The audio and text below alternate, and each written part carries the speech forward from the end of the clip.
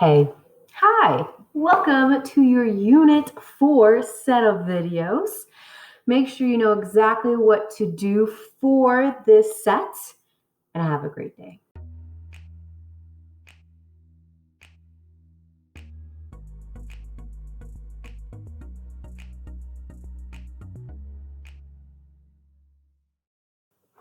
Alrighty, so for today, our topic is going to be early African migration, kingdoms, and societies. We are all just focusing on Africa today, pre-colonial times.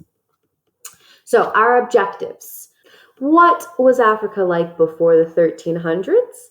What did transportation do for Africa? How did Islam transform Africa? And then lastly, what were the social structures that were being developed? So let's go ahead and get started with our notes. So looking at the effects of just general migration. So in Africa, there's a pretty dominant group of individuals that are called the Bantu or Bantu.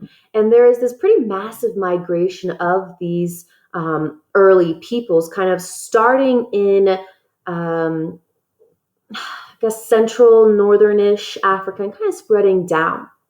And this migration would slowly start the inevitable expansion of all of Africa to the point where now this ginormous continent is being inhabited by, many individuals. But for our class, at least for this video, we are just going to be focusing on the northern part of Africa, the sub-Saharan part. So looking at political organizations. So around 1000 CE, that's when the Bantus essentially reached their limit for migration, for expansion. And as they reached their limit, they started to develop complex forms of government, such as kinship societies versus chiefdoms. And looking at these two different political organizations, the kin-based societies over here on the left, so essentially, early Bantu societies did not depend on any elaborate hierarchy or triangle like Europe did. Instead, the early Bantus governed through family and kinship groups of about 100 people or so. Usually males were the head of the family, but there has been instances where females were also the head of that kinship society. But whoever the head of that family is, they're essentially the ruling council, and they decide all the public affairs of the entire group. If you were the most prominent family, then you would essentially become the chief of that, or the ruler of that group of individuals, and you would be a representative to other settlements all throughout the area. And these kin-based societies worked best on a small scale, but there were several kin-based societies that made up almost 1 million people. So it's definitely possible to do it on a larger scale, but the smaller the better. Kin-based societies were really being challenged by a variety of different things. But one of the three challenges was population growth. And because there's a huge population, there's a pretty big demand on resources, which meant that resources were being depleted. And because they were being depleted, you have conflict. So all three of these things started to really challenge and reorganize the kin-based society to create these chiefdoms, which essentially helped organize and encourage the formation of military force. And having that military force, it essentially pushed powerful chiefs to be the prominent leader instead of having it being a family or a group. These powerful chiefs would override kinship networks. They would impose their own authority and rule. And a lot of local kingdoms started to emerge because of this. And these kingdoms, think of it as like city-states, just like what you would for ancient Greece, for example. Okay, so looking at Islamic kingdoms and the various empires. So, merchants from northern Africa and southwest Asia were one of the first geographical areas to be introduced to Islam. And there are a couple of different ways as to how they were being introduced, and essentially it's all based on trade. So you have the western half of Africa, specifically in the Trans-Saharan trade-based network. A lot of religious talk, and especially Islam, was being pushed into this area, but also the eastern half of Africa, a huge connection to Arabia, but also they would ship through the Indian Ocean, and that's how a lot of parts of Southwest Asia was being introduced to Islam.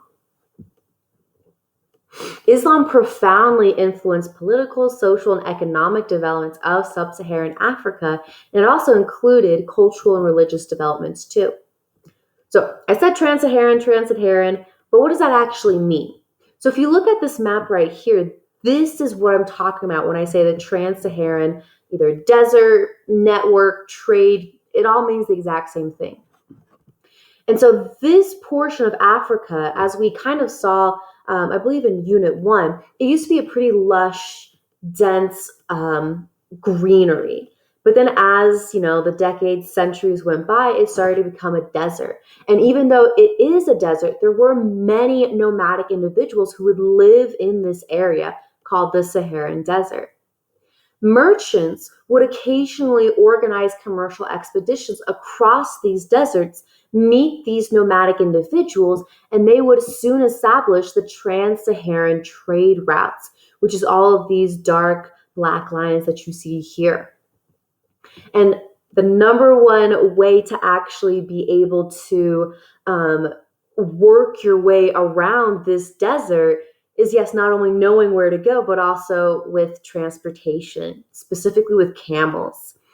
This was an excellent beast of burden for communication, for transportation. Technically, camels originally came from Arabia, brought by trade by Muslims into northern Africa. And a lot of these nomadic individuals living in the Saharan Desert took full advantage of a camel's physical capabilities because they are able to store water. They have a pretty unusual shape. Aha, there we go. With these humps, as you can see here in this diagram, to the point where you can definitely either sit on it or comfortably placed various goods on the actual camel. So these animals were highly regarded. So one of the most prominent kingdoms that emerged from the Trans-Saharan desert was the kingdom of Ghana, which on this map you can see it's in this greenish ovally area. And the actual origins of this kingdom is kind of unknown. We really don't know how or why this kingdom first established, but according to various legends that were preserved from this kingdom, there were as many as 22 kings that ruled in Ghana before Muhammad embarked on his hijrah, which, just as a reminder, that was when Muhammad was, forced out of Mecca, went to Medina, and then kind of traversed back to Mecca. So all in all, from what historians can gather, this kingdom probably developed as an actual state, as an actual kingdom, around the 4th or 5th century. And they were primarily an agricultural base. And by doing that, they had a lot of protection from raids of Muslim merchants in northern Sahara.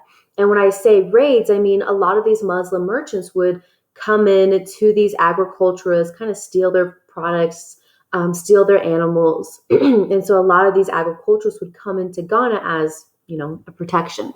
But the kingdom of Ghana would soon embrace Islam about the 10th century, where they improved their relations with these Muslim merchants by embracing Islam.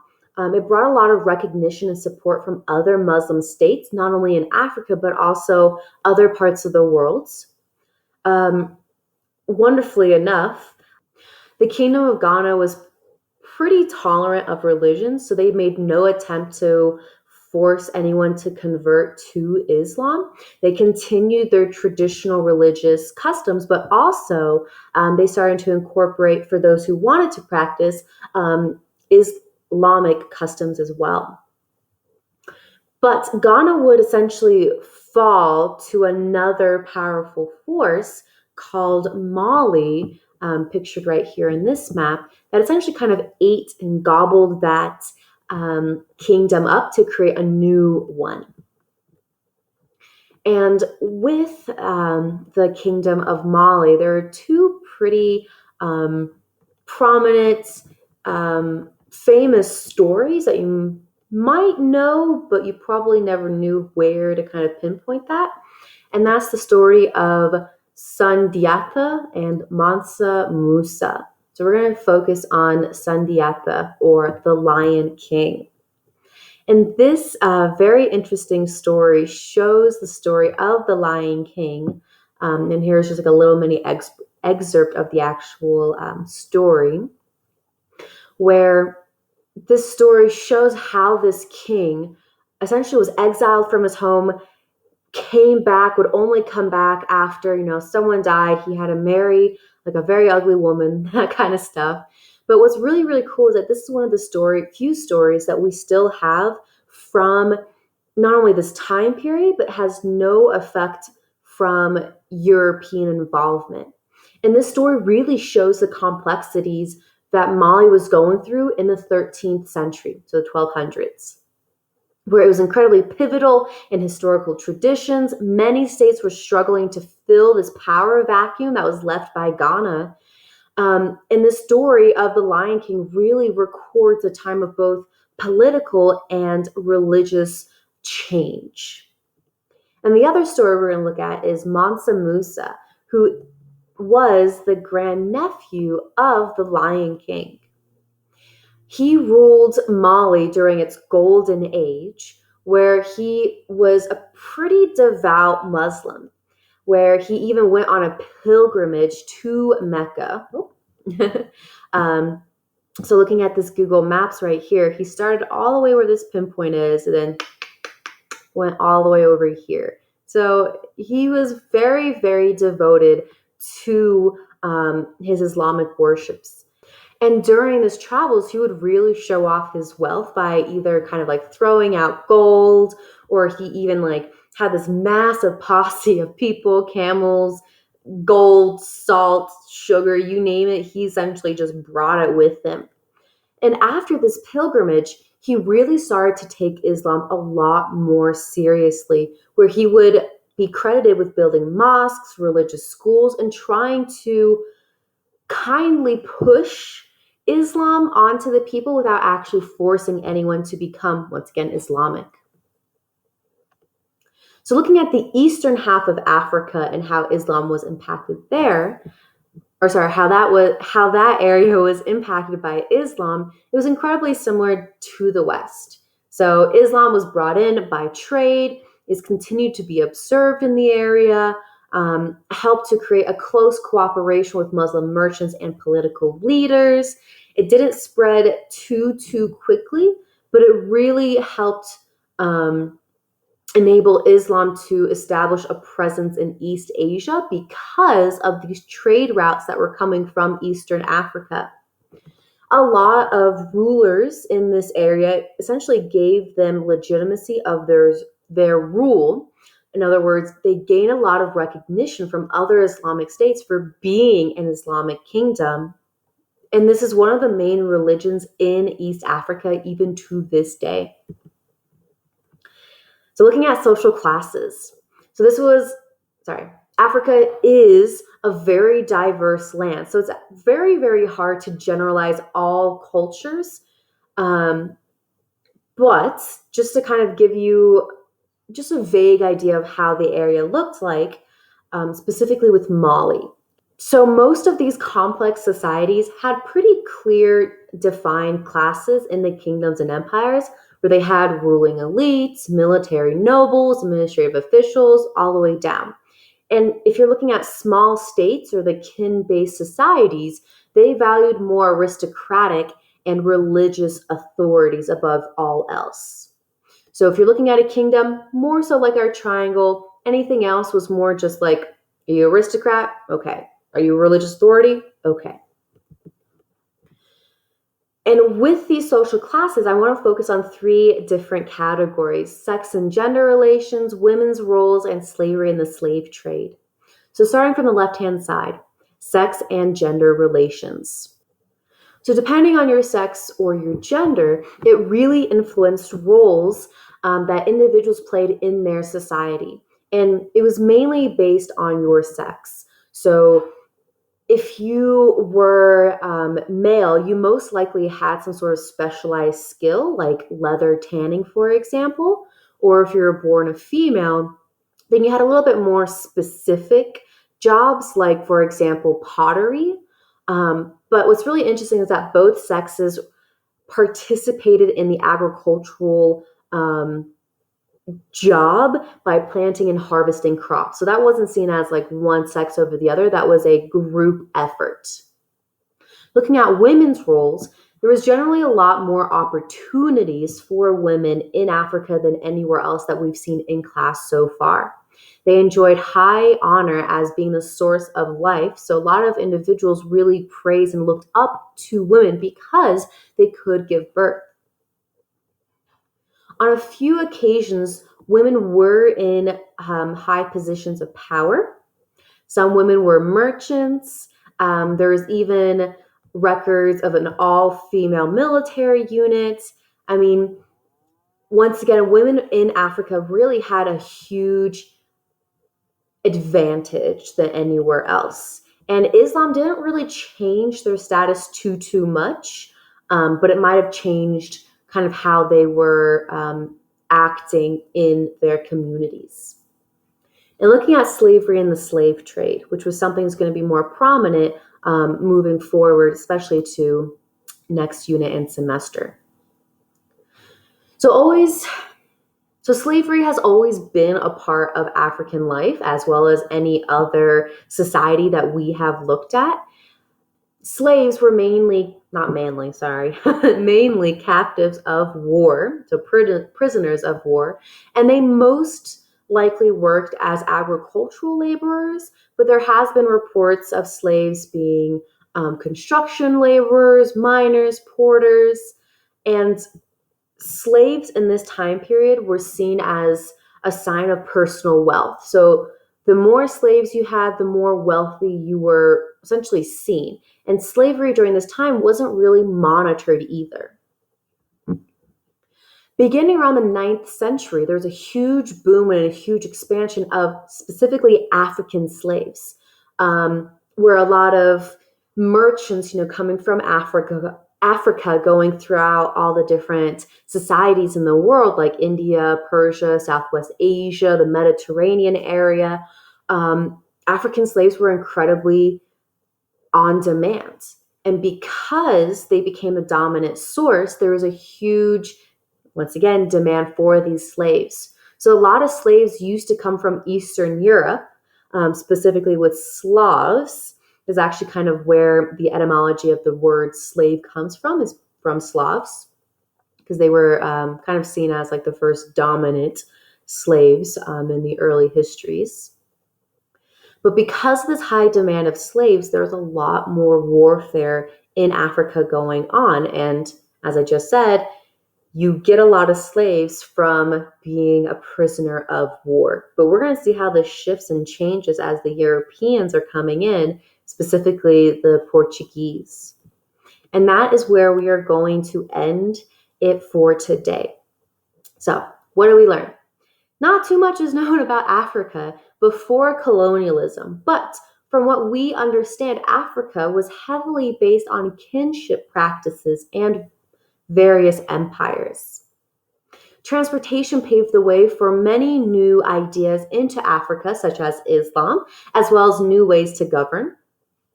Islam did not have too much of a profound effect on African traditions and government, but it did transform a lot of individuals' lives. And then lastly, in many ways, the social structure of African kingdoms were a lot less restrictive than other parts of the world. Now that you're done with that video, once again, make sure you know exactly what you need to do for this, and I'll see you next time.